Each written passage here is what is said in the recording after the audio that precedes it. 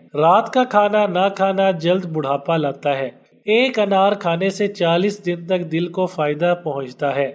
جمعہ کے دن ناخن کاٹنے سے ہر بیماری سے شفا مل جاتی ہے۔ اگر گردے خراب ہوں تو پانی ہضم نہیں ہوتا۔ اگر دل خراب ہو تو نمک ہضم نہیں ہوتا۔ جن لوگوں کو شوگر بہت تیز رہتی ہو وہ کسی بھی پھل کا جوس استعمال نہ کریں۔ ہمیشہ بھوک رکھ کر کھانا کھانے سے کبھی بھی شوگر نہیں ہوتی۔ کھانا گرم گرم نہیں کھانا چاہیے، اس سے معدے کو ہضم کرنے میں زیادہ محنت کرنی پڑتی ہے۔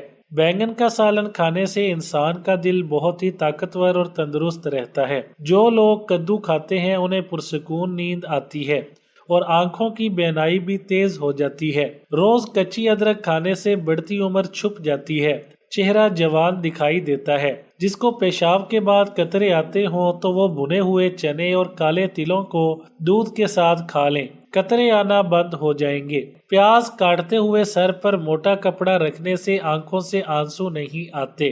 زیادہ جمع کرنا انسانی جسم کو کمزور کر دیتا ہے۔ کھٹی چیزیں زیادہ کھانے سے انسان کا بدن کمزور ہو جاتا ہے۔ نہار منہ پانی پینے سے وزن کمزور ہو جاتا ہے۔